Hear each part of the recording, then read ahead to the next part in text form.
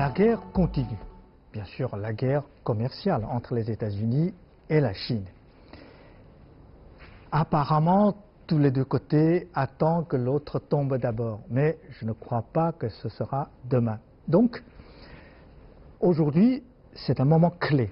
Sur ce moment clé, il y a des informations, certaines informations négligées souvent par les médias internationaux, méritent d'être regardées et analysées. En voici un exemple. La Banque populaire de Chine, banque centrale chinoise, a signé un accord de swap de devises portant sur 150 milliards de yuan avec la Banque centrale russe. Que cela signifie? Est-ce que c'est un pas vers l'internationalisation de monnaie chinoise ou bien c'est un défi envers le dollar? Alors aujourd'hui, je suis très heureux d'avoir invité un spécialiste, professeur Xu Tieping, pour vous donner ses analyses. Bonjour Xu Tieping. Bonjour. Alors, vous avez appris le français dans une ville la plus ancienne de la Chine, Xi'an. Le départ de la route de soie. Voilà, et surtout c'est le berceau de la civilisation chinoise. Vous êtes allé en Suisse pour continuer vos études et vous avez jusqu'à obtenu le doctorat sur les relations internationales. Et une fois rentré en Chine, vous êtes devenu le professeur à l'université de communication de Chine. Et vous êtes aussi commentateur de notre chaîne. Et vous publiez souvent des articles, vos points de vue sur les différents médias. Voilà. Merci d'avoir accepté mon invitation et bienvenue. Avant de commencer, je vous prie et je prie nos téléspectateurs de regarder ensemble ce reportage sur cet échange de swap, de crédits croisés entre la Chine et la Russie. Voilà. Les économies chinoises et russes ont une forte complémentarité. En décembre 2017, le volume des échanges entre la Chine et la Russie dépassait 80 milliards de dollars, soit une hausse de 30%. En octobre 2004, la Banque populaire de Chine a annoncé la signature d'un accord d'échange de devises d'une valeur de 150 milliards de yuan, soit 24,5 milliards de dollars, avec son homologue russe. Cela a favorisé les échanges commerciaux bilatéraux et les investissements directs et a stimulé les économies des deux parties. La Chine a mis en place l'année dernière un système de paiement contre paiement PVP pour le yuan chinois et le rouble russe.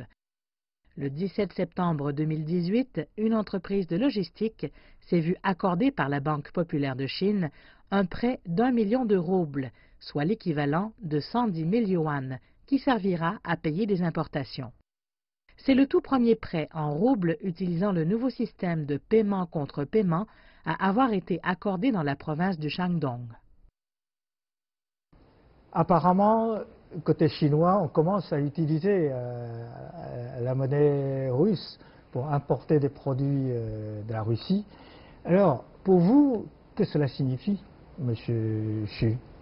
C'est un pas de plus dans le processus de l'internationalisation de renminbi.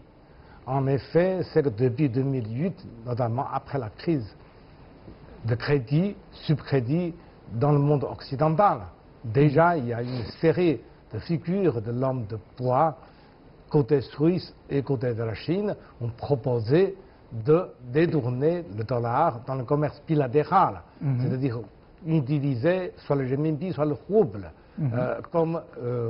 comme unité comptable. C'était proposé déjà une dizaine d'années. Mais ce qu'on a vu, c'est que d'un côté, bien sûr qu'on a vu, c'est que les États-Unis ont changé le cap dans le choix, dans une sorte d'acte de mondialisation, une série de rétrécissements, et que le dollar a perdu à un certain degré son attirance comme un monnaie d'échange dans le commerce international, souvent utilisé par Washington pour faire la pression et la sanction. Donc ça a perdu un peu sa côté internationalisé, mais plutôt comme un instrument unilatérale de la pression, disons, de l'arme économique des États-Unis. Et c'est d'un côté. Et d'autre côté, ce qu'on a vu, malgré, disons, les difficultés, surtout côté russe, le commerce bilatéral entre la Chine et la Russie augmente petit à petit à un rythme assez normal. La Russie représente environ 30% d'importation pétrolière de la Chine. Donc c'est un paquet, si vous voulez, qui compte et que pétrodollar, comme on le sait, après, disons, fluctuation, tantôt pas, tantôt haut, et n'est plus si efficace, je dirais, dans les commerces. On le sait par exemple, y compris par exemple l'OPEC, a envisagé à un certain moment donné, soit, disons, que l'euro joue un rôle plus important dans les commerces pétroliers, soit, disons, utiliser une autre façon, comme écu, si vous voulez, comme l'unité de comptable, de calcul, pour mesurer, pour mieux représenter le poids, pour bien sûr moins influencé par les fluctuations, notamment dépréciation des dollars. Et que la Russie, qu'on le sait que depuis 10 ans environ, si on voit par exemple son taux de croissance si haut à un certain moment donné sous Poutine, et ça baissait, bien sûr, la sanction américaine a joué un rôle, mais aussi c'est que la non-maîtrisation du dollar dans ce commerce pétrolier, c'est très important, voire vital pour l'économie russe, constitue aussi une cause assez profonde. C'est ainsi que du côté Pékin, côté Moscou, les deux capitales ont l'intention de trouver un moyen, disons, équitable, sûr, crédible dans le commerce international. Et bien sûr, d'autre part, c'est que depuis 10 ans environ, notamment depuis le 18e congrès jusqu'à réaffirmé par le 19e congrès, la Chine a bien affirmé, confirmé sa volonté de faire pousser l'internationalisation des renminbi. Et que bien sûr, si on voit qu'une série de mesures prises par Donald Trump a, je dirais, faire pousser un peu plus comme un poussoir, effet de poussoir vers ce pas. Mais la Chine et la Russie, actuellement, pour les achats de pétrole, la Chine paie quand même essentiellement le dollar. Justement, cette dédollarisation, je ne sais pas si on peut le dire, on peut aller jusqu'à où? Est-ce qu'un jour, on peut voir que la Chine et la Russie font leur commerce uniquement avec les monnaies réciproques? Pas à ce niveau-là. Moi, je pense, par exemple, une fois, par exemple, on a poussé à l'internationalisation, des gentils dédollarisation, comme un processus de remplacement. En revanche, moi, personnellement, je pense plutôt c'est vers une coexistence de plusieurs monnaies avec le dollar fortes. Et bien sûr, la proportion du dollar perdra sa position monopole et se trouve dans une position tout à fait relative. Dans ce cas-là, il faut penser aussi d'autres monnaies fortes, comme l'euro aussi. Bon, une autre question, peut-être pas vraiment dans notre sujet, c'est que la Russie, tout le monde sait, que vous l'avez dit tout à l'heure, est sous la sanction économique des pays occidentaux, surtout des États-Unis. Si la Chine continue faire des commerces avec la Russie, surtout avec les monnaies réciproques, le rouble et renminbi, est-ce que cela va attirer la colère des États-Unis contre la Chine? Avant, disons, application de cet accord historique d'échange monétaire entre la Russie et la Chine, les États-Unis ont déjà pratiqué une politique. Déjà. Donc finalement, c'est que nous prenons les mesures pour prévenir les mauvaises conséquences et pour prendre plus d'autonomie monétaire que finalement ça constitue une cause qui va de provocation pour la colère américaine. Donc c'est inversement qu'on doit interpréter cette affaire. Et cela peut avoir une conséquence sur la guerre actuelle, qui va de plus belle, commerciale entre les États-Unis et la Chine. Au moins, d'une part, je pense que concernant l'issue de cette guerre unilatéralement voulue, déclenchée par Donald Trump, c'est que d'abord, ça dépend de la résilience, ou disons je dirais, la capacité de riposter, de tenir, de maîtriser à long terme, qu'on ne va pas, disons, quelque chose à court terme. Et quand on pense à la structuration l'économique des deux pays, quand on pense aujourd'hui le poids, disons, croisé, investissement, production, bénéfices à tirer, dividendes de part et d'autre, c'est probablement, ce serait une guerre où, disons, il n'y a pas de gagnants au sens propre. D'accord. Bon.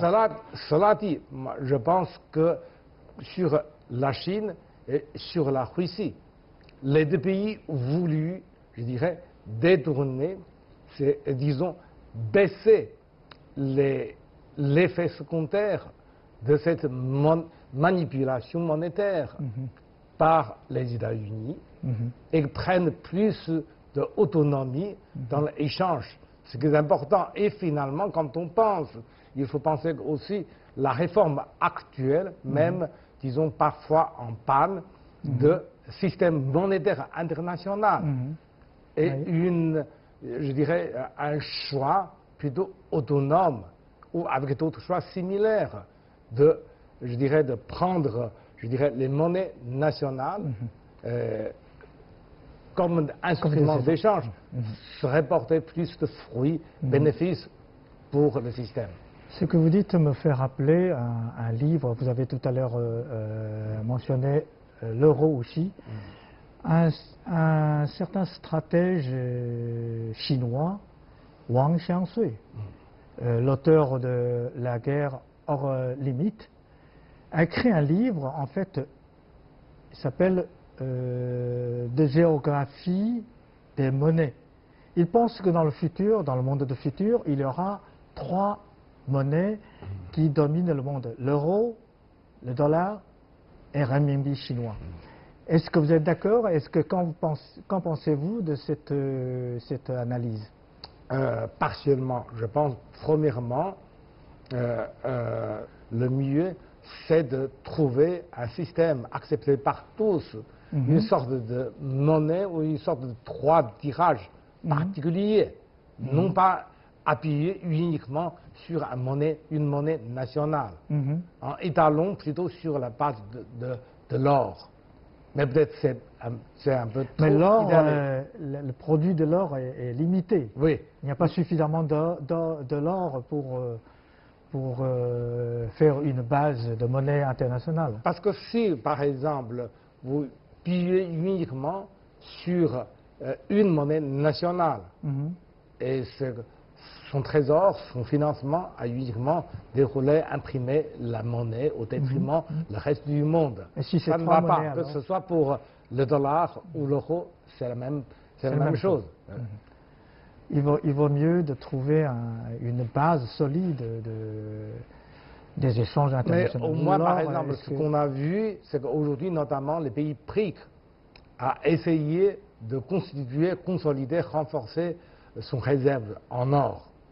Et finalement, tout ce qui est la monnaie monétaire, tout ce qui est monétaire, doit être vraiment basé sur quelque chose d'effectif et non virtuel. Donc les pays BRICS échangent leur monnaie sur la base de l'or. N'oublions pas que finalement, c'est que la Russie, l'Afrique du Sud et la Chine, et aussi en partie l'Inde, sont les pays plus importants de réserve et de consommation de l'or. Ça constitue une base de crédibilité, de solidité pour l'économie mondiale. Alors, on continue à notre sujet sur le crédit croisé. Et combien de pays qui ont déjà signé les accords similaires avec la Chine? Nous allons regarder ensemble ce deuxième reportage sur ce sujet. Après la crise économique asiatique, la Banque populaire de Chine et la Banque de Thaïlande ont signé en 2001 le premier accord d'échange de devises de la Chine. À l'heure actuelle, la Chine a établi des accords d'échange de devises avec plus de 30 pays, atteignant un montant maximal total de 3 300 milliards de yuan, soit 490 milliards de dollars. Le Royaume-Uni, l'Australie, Singapour, la Suisse ou encore la Banque centrale européenne ont signé de tels accords avec la Chine. L'année dernière, le China Foreign Exchange Trade System a annoncé sur son site son intention d'introduire des systèmes PVP similaires pour les devises des pays concernés par l'initiative Ceinture et Route et de se conformer au processus d'internationalisation du yuan. Cela permettra de favoriser les investissements et les financements entre la Chine et les pays participants à l'initiative. Alors enfin, finalement, il y a 33 pays, y compris certains pays très importants, qui ont signé cette sorte d'accord. Alors, vous avez dit que c'est un pas important pour l'internationalisation de renminbi, ces accords. Et vous pensez que quand la Chine peut dire au monde que voilà, maintenant, renminbi est une monnaie internationale, on peut échanger librement. C'est un processus assez long. Moi, personnellement, je compte peut-être 15 ans à 20 ans. 15 ans à 20 ans. 20 ans. Mais il faut ajouter que d'une part, comme vous le mentionnez, il y en a 33 pays qui ont signé l'accord de crédit croisé. Mais calculer, finalement, soit ce sont nos pays dont le commerce avec la Chine paraît, disons, plus important, vital, comme par exemple le Soudan, l'Angola, avec ses exportations plutôt énergétiques. Et que le plus important, qui reste encore une tâche à achever, c'était surtout les pays ASEAN et aussi de l'Asie de l'Est. Dans ce cas-là, pour le moment, la situation n'est pas très brillante. On le sait, par exemple, le Japon et la Corée du Sud hésitent entre, d'un côté, c'est une sorte de concession face à la pression américaine, de trouver certaines prérogatives. Et de l'autre côté, la logique géoéconomique veut que leur destin soit plutôt lié avec le reste de l'Asie, notamment avec la Chine et, disons, l'Asie de l'Est. Depuis, disons, 15 ans environ, cette zone économique libre entre Chine et Japon et la Corée du Sud n'est pas totalement dans un état sans issue, mais s'avance très péniblement. C'est là que je pense, probablement, si on pense que les trois moteurs, disons, de l'économie mondiale, l'Amérique du Nord, qui est en peste, et l'Europe occidentale ou l'Union européenne, pour le moment, il y a aussi certaines, je dirais, difficultés. Et finalement, l'Asie de l'Est et peut-être un jour l'Asie du Sud constituent les 4 pôles les plus importants de l'économie mondiale. D'où l'importance de trouver, je dirais, sinon une monnaie commune, mais au moins quelque chose de, disons, de commun dans les crédits, etc. Et plus important, comme on a proposé à certains moments donnés, le yuan ou le yuan de l'Asie, qui reste encore théorique, mais tout de même, je pense que ça représente un choix, disons, faisable, à condition que, bien sûr, les pays, notamment la Corée du Sud, le Japon et la Chine, trouvaient un plan commun. Oui, on savait, hein, il y a 5 ou 6 ans, la négociation était très poussée, très avancée sur yuan asiatique. Mais aujourd'hui, apparemment, à cause des difficultés politiques, les 3 pays n'ont pas abouti à cette négociation. Alors, aujourd'hui, yuan, la Chine, comme vous l'avez tout à l'heure, vous l'avez dit, la Chine est devenue l'un des pays les plus importants d'importateurs. Le marché chinois est devenu très important. Donc, renminbi peut un jour devenir une monnaie dont tout le monde a besoin. Parce que si la Chine a fait des échanges de crédits croisés avec 33 pays justement pour faciliter leur achat des produits chinois, n'est-ce pas? Tout à fait. Par exemple, si je venais de rentrer de l'Europe, par exemple le Zhifubao ou d'autres, disons, la façon de paiement est petit à petit. Paiement sans monnaie.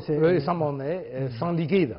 Et petit à petit, disons, accepté par les pays européens. D'abord dans le tourisme et peut-être dans impôt-expo, disons, direct. Et enfin, disons aussi, dans des échanges interbancaires. Et vous avez bien mentionné, c'est qu'aujourd'hui, un marché d'1 milliard de la population est non négligeable pour tout le monde. Si, je pense que même du point de vue, je ne dis pas du géopolitique ou géoéconomique, même du point de vue du coût, c'est beaucoup plus faisable et facile, bénéfique d'utiliser la monnaie nationale de Chine directement pour les PME et pour d'autres secteurs. Est-ce qu'on peut dire qu'actuellement on entre dans une période que le dollar commence à perdre son hégémonie? C'est le début d'un processus assez long, mais tout à fait raisonnable. Bon, alors, c'est-à-dire une époque peut-être de post-dollar arrive sur notre horizon. Est-ce que c'est vrai? Est-ce que c'est possible? Je vous invite à regarder notre troisième reportage, l'époque de post-dollar. D'après les statistiques, la proportion des transactions effectuées en dollars atteint 40% des transactions réalisées jusqu'à décembre 2017. L'euro a quant à lui été utilisé pour 35,7% des transactions. Les transactions internationales effectuées en livres, en yens et en yuan occupent respectivement 7,1%, 2,9% et 1,6% du commerce international. Le dollar reste encore la devise de paiement la plus utilisée dans le commerce international. Pourtant, le protectionnisme unilatéral adopté par les USA et leurs menaces de sanctions économiques et financières amènent de plus en plus de pays à s'opposer à la politique commerciale des USA. La France, l'Allemagne, la Turquie, l'Iran ont notamment suggéré de se détacher du dollar et de créer un système de paiement indépendant.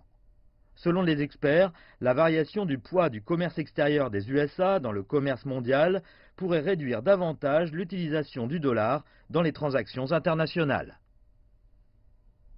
Alors, l'époque de post-dollar, est-ce que cette époque est rapidement arrivée? Moi, je pense par exemple à un mot que les historiens aiment beaucoup, c'est la longue période.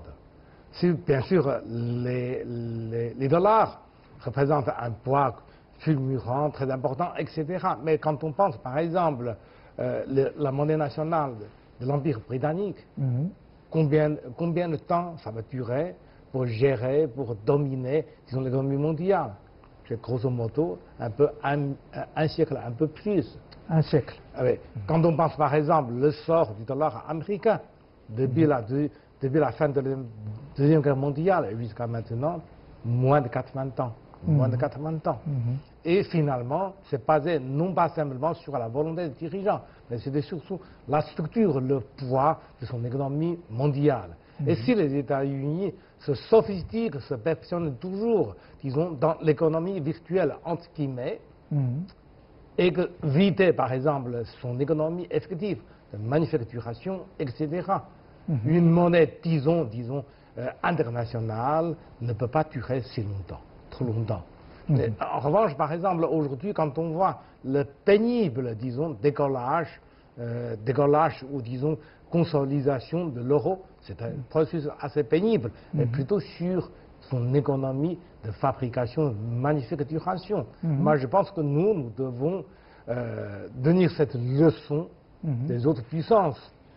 En nous redressant, je pense qu'il est vital que ne pas trop de, disons, impatience de pousser jusqu'au bout, en perdant, je dirais, la capacité de maîtrisation. Et penser toujours que l'économie doit fonder sur quelque chose de réel, effectif, non spéculatif. Est-ce que actuellement, tout à l'heure j'ai posé cette question, mais je voudrais répéter, c'est que la guerre commerciale entre les États-Unis et la Chine est en train d'accélérer l'arrivée de cette époque de post-dollar, ou bien probablement si la Chine, vous avez dit il n'y aura pas de gagnants, mais si la Chine n'arrive pas